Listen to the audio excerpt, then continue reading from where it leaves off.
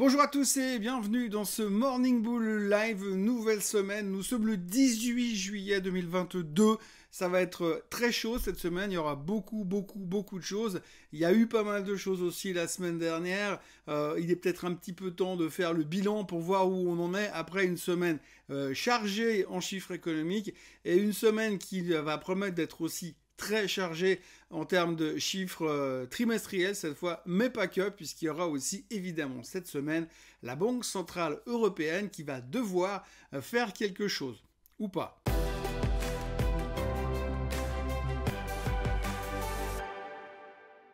Donc, la semaine dernière, on s'est sauvé les fesses à la dernière minute sur les places boursières mondiales. On n'était pas très bien parti jeudi soir. On était encore une fois dans une semaine négative. Et puis, en l'espace de quelques heures vendredi, on a complètement retourné la crêpe dans l'autre sens, changé de direction, le vent de la girouette, tourné la veste, appelez ça comme vous voulez. Mais clairement, la semaine dernière, il s'est passé un truc assez fou en fin de semaine. Quand on regarde les graphiques ce matin, quand on regarde un petit peu les indices globaux, si on regarde le S&P 500 ou si on regarde le DAX, eh bien on voit que globalement, on a fait quand même quelque chose d'important d'un point de vue technique. Pourvu que ça dure, alors c'est pas terminé, on se promet encore des belles semaines de volatilité visiblement quand on voit le comportement qu'on a eu sur certaines nouvelles vendredi. Alors les nouvelles les plus importantes de vendredi dernier, c'était tout d'abord les chiffres économiques puisque les données de la consommation, enfin le consommateur a l'air de consommer visiblement. Alors tout le monde n'est pas d'accord sur l'interprétation des chiffres puisque certains disent que c'est des chiffres qui parfois sont un petit peu biaisés parce que c'est pas forcément en absolu, mais c'est plutôt en montant. Donc forcément, si le prix des valeurs de la consommation de base, c'est-à-dire que le prix de l'essence, le prix du blé, du paquet de biscuits ou de la canette de coca a augmenté, eh bien forcément il y a plus de dépenses. Ça ne veut pas dire que les gens achètent plus de canettes de coca ou plus de paquets de biscuits. Donc du coup, petite question d'interprétation, mais néanmoins, les bullish l'ont emporté vendredi dernier, puisque tout d'un coup, on a vu ça comme étant un signe comme quoi le consommateur n'en avait strictement rien à foutre de l'inflation, et il continuait de consommer comme il avait envie de le faire, peu importe le prix des choses ou pas.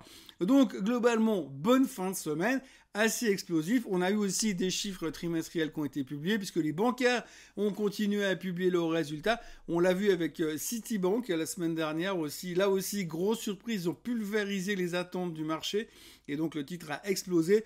Et de l'autre côté, vous avez Wells Fargo qui a également sorti des chiffres de merde, par contre, cette fois catastrophique, nettement en dessous des attentes, ça c'est un grand classique chez Wells Fargo. Et puis malgré tout, le titre reprenait assez violemment, quelque chose comme 6 ou 7% en fin de semaine. Allez comprendre pourquoi. Probablement parce qu'on avait déjà anticipé plein de mauvaises choses avec les chiffres de JP Morgan de jeudi dernier.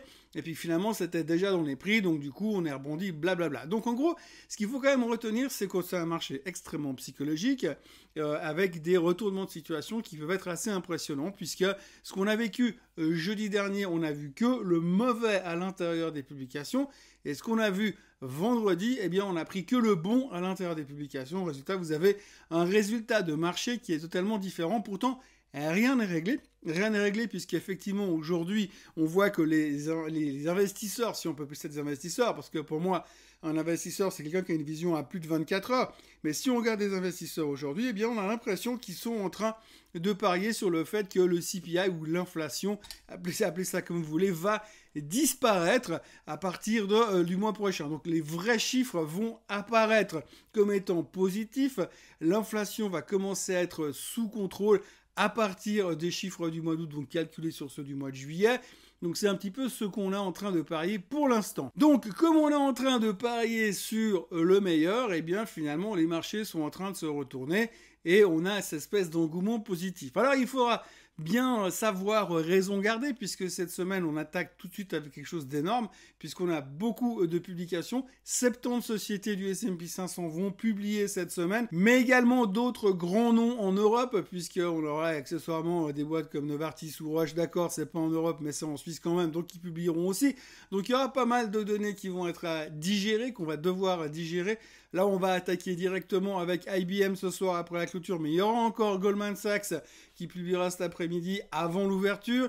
Et puis après, on va enchaîner directement avec des boîtes comme Netflix demain, et puis comme Tesla, je crois mercredi ou jeudi. Alors ce sera assez intéressant à voir, parce que la dernière fois que Netflix a publié, eh bien c'était le début d'une catastrophe au niveau des chiffres trimestriels. Le titre s'était fait massacrer à l'époque, donc on va devoir faire attention et voir ce qu'ils sont capables de nous sortir cette fois, bonne surprise ou pas, eh bien ça donnera un petit peu le ton pour la suite de cette saison des résultats. Et puis Tesla, alors tout le monde s'attend à une catastrophe au niveau des chiffres sur Tesla, enfin catastrophe dans le sens ralentissement, un peu moins facile du côté des ventes, blablabla, donc il y aura pas mal de choses qui pourront être mises sous pression du niveau de Tesla. En tout cas, les gens attendent beaucoup de mauvaises choses. Alors ce qui est bien, c'est que quand on attend beaucoup de mauvaises choses, c'est que finalement on est souvent surpris en bien. C'est un petit peu ce qui s'est passé jusqu'à maintenant. Donc il faudra vraiment interpréter les choses au fur et à mesure. C'est extrêmement difficile de donner une vision globale. En tout cas, ce qu'il faut retenir quand même, c'est que le sentiment ou la manière d'interpréter les résultats comme ils ont été faits vendredi, si on garde cette tendance-là, ben finalement on pourra avoir des bonnes surprises. Donc on est un petit peu partagé entre le fait de savoir est-ce qu'on a des attentes qui sont trop hautes et puis finalement tout le monde va battre les attentes, ou est-ce que finalement les attentes sont trop hautes, il va y avoir des déceptions, mais on va se dire tout est dans les prix. Alors tout est dans les prix, effectivement, aujourd'hui on se pose tous des questions, on a tous fait des projections, et quand on regarde un petit peu ces données, on parlait la semaine dernière de combien la Fed va-t-elle monter les taux lors du meeting de la semaine prochaine. Eh bien, aujourd'hui, on est plus ou moins d'accord que ce sera 75 basis points. Il y a plus de 30% des analystes qui pensent qu'on va monter de 100 basis points, en fait de 1% directement, plus de 30%. La semaine dernière, juste après les chiffres du CPI, on était encore à plus de 60%. Comme quoi, c'est assez volatile hein, comme interprétation. Les gars, ils changent assez vite d'avis ou de chemise, où ils retournent leur veste assez facilement. Pratiquement plus qu'un politicien. Donc on s'attend seulement à 75 basis points. La question qu'on doit se poser après, c'est quelle est la probabilité d'avoir une récession. 49% des économistes qui ont été sondés s'attendent à une récession à partir du début de l'année prochaine, grosso modo. Alors ce sera intéressant de voir qui a raison et comment ça marche. Ce qu'il faudra noter quand même, c'est que depuis quelques semaines, on est en baisse. C'est-à-dire qu'avant, on était plus proche des 55-60% d'opinion en faveur de la récession. Aujourd'hui, on n'est plus qu'à 49%. Allez voir comment ça va se terminer. Autre question à interpréter. Il faudra noter aussi au passage que en Chine, vendredi dernier, on a quand même eu des chiffres qui montraient que le marché et l'économie étaient super faibles.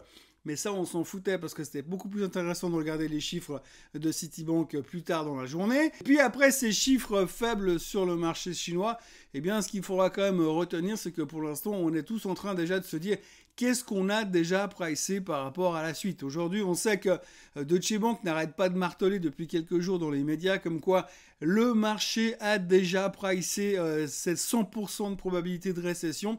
Donc on sait tous qu'on va aller en récession, le marché l'a déjà intégré, ce qui veut dire que si on va en récession, ben on pourra dire on le savait, et puis si on n'y va pas, eh ben c'est une bonne nouvelle parce que du coup on avait déjà anticipé le pire, donc on peut déjà commencer à racheter.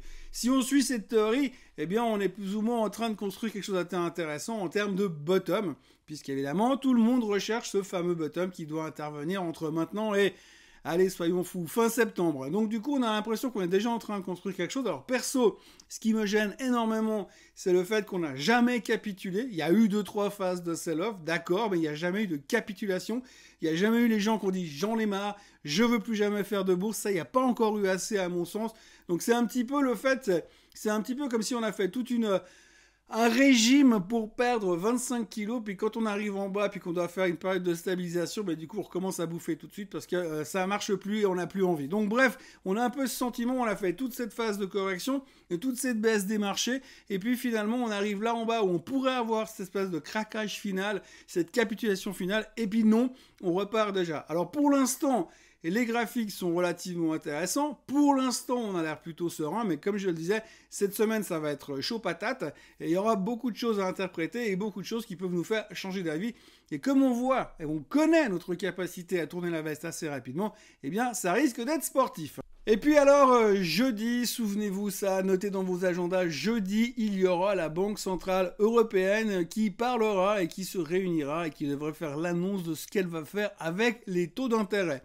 Alors, vu la situation actuelle, c'est soit ils décident de dire « Ok, ben nous, on monte pas les taux parce qu'on voit déjà que l'inflation va ralentir et qu'on a les meilleurs », ou alors ils vont complètement devoir paniquer derrière pour essayer de compenser cette inflation qui reste relativement forte. Pour l'instant, en Europe, y compris comme aux États-Unis, eh bien, on n'a pas vu de signe majeur comme quoi ça ralentirait. Donc, on reste de toute façon dans cette position où l'inflation est clairement relativement forte. Et puis, on est dans cette anticipation que les choses vont s'améliorer naturellement, j'ai envie de dire. Ça paraîtra quand même un peu improbable que la Banque Centrale Européenne ne fasse rien. Et néanmoins, il y a tellement de choses qui sont aujourd'hui une préoccupation pour les politiciens et les banquiers centraux européens en Europe, et qui fait que peut-être leur réaction et leur comportement sera un peu différent. Il est vrai qu'aujourd'hui, on l'a tous compris. Si ça continue comme ça, eh bien, on va avoir des sacrés problèmes d'électricité et d'approvisionnement en gaz pour cet hiver. Aujourd'hui, tout le monde retient la date du 21 juillet. Le 21 juillet, c'est la date où théoriquement, les Russes pourraient éventuellement peut-être rouvrir le robinet de gaz et recommencer à approvisionner l'Europe. Alors, grande question, on verra comment ça va se passer, mais c'est vrai qu'aujourd'hui, tout le monde attend cette date pour voir comment ça va se passer sur l'Europe. Au sujet de l'euro, on sait que dans la situation actuelle, les experts, de nouveau, s'attendent à voir l'euro beaucoup plus bas. On pense que ça peut aller encore plus bas. On parle de 0,95, de 0,92 contre dollar. Donc ça continue à être très faible de ce côté-là. Donc toutes ces conditions économico-politico, etc. vont devoir être prises en compte par les banquiers centraux européens pour prendre leurs décisions par rapport au taux d'intérêt. Donc voilà, vous voyez comme moi que cette semaine va être très compliquée. En plus du fait d'être très compliqué, on est dans une phase clairement où la psychologie de marché est devenue très très importante et on voit qu'on a cette capacité vraiment à changer d'orientation et changer de direction en l'espace de quelques heures pour des données qui souvent sont assez souvent les mêmes. Donc c'est vraiment une question de comment on se positionne. Et quand on regarde, par exemple, je reviens rapidement sur les bancaires, quand on regarde ce qui s'est passé sur Wells Fargo la semaine dernière avec un titre qui termine en forte hausse, et que vous voyez ce qui s'est passé sur JP Morgan 48 heures avant, vous vous dites ça joue pas. Parce que les résultats étaient quand même moins mauvais chez JP Morgan, mais malgré tout, vous avez une inversion de tendance, parce que c'est simplement une perception de où on est. Oui, mais on avait déjà pricé des mauvais résultats, donc autant racheter maintenant, parce que finalement, après, ça sera moins pire. Donc on est vraiment dans une période assez compliquée psychologiquement. Et donc c'est un marché très psychologique. Et quand les marchés sont très psychologiques, ça peut être quand même assez spectaculaire. Et là, on a vraiment tout qui se met en place pour avoir une période assez spectaculaire. Puisque cette semaine, effectivement, on a pas mal de résultats. Mais alors la semaine prochaine, là, ça va carrément être showtime. Voilà, en gros, c'est encore un lundi qui commence et qui laisse supposer que ça risque d'être très très amusant ces prochains jours. En tous les cas, ça a l'air d'être plutôt cool parce qu'on est en été, mais visiblement on s'ennuie pas quand même. Il n'y a pas des kilos et des kilos de volume, mais par contre on voit que ceux qui sont là, ceux qui sont au bureau, il y a quand même de quoi faire et de quoi raconter à peu près tout et n'importe quoi, puisque ça fait depuis le début de l'été où je me dis je vais faire des vidéos plus courtes parce qu'il y aura moins à dire, tu parles, il y a toujours plein de trucs à raconter. Voilà, en tout cas, pour ce matin, soyez prudents, on va avoir une semaine assez complexe, on attend les financières, les dernières financières, ce matin avant l'ouverture à New York, et puis après la clôture IBM, toujours spectaculaire à observer IBM, et puis ensuite on va continuer cette semaine au fur et à mesure et au gré des éléments et des publications trimestrielles. N'oubliez pas de vous abonner à la chaîne Swissquote en français, n'oubliez pas de liker cette vidéo, et n'oubliez pas de revenir bien sûr demain pour un nouveau Morning Bull Live. Passez une très très bonne journée et à demain. Bye bye.